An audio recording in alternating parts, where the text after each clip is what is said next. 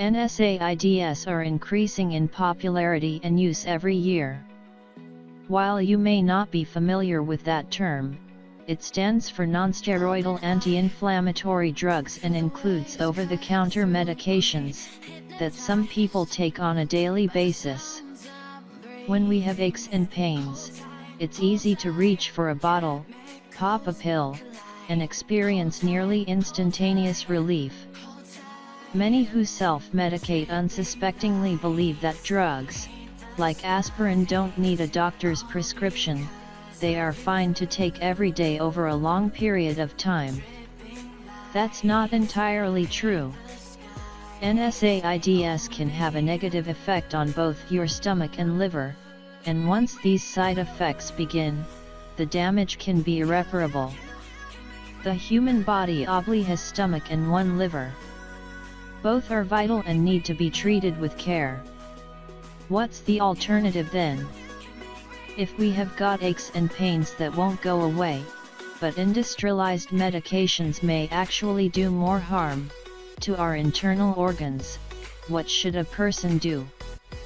Consider what our ancestors did.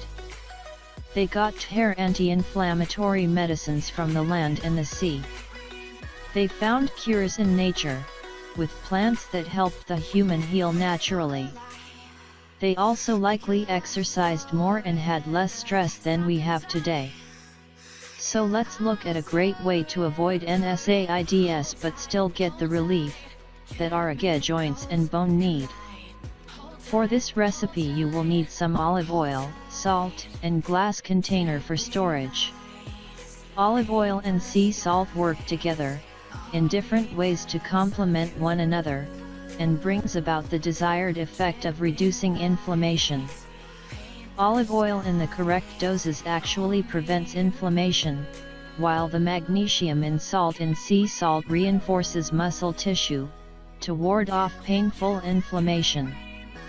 Both ingredients have other positive effects, that make them well-rounded elements in natural remedies. Here's how to make one of nature's anti-inflammatory recipes. Ingredients: 200 ml of water, 300 ml of olive oil, 150 ml of sea salt. Instructions: being bullet and adding the 300 ml of olive oil and sea salt to the water.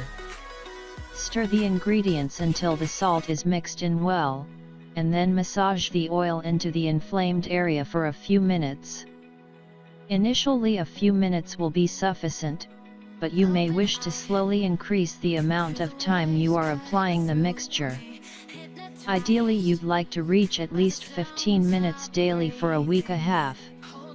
If you find that you have a slight reaction to the mixture, don't worry. You can always prepare the area before you begin the massage with a warm damp towel.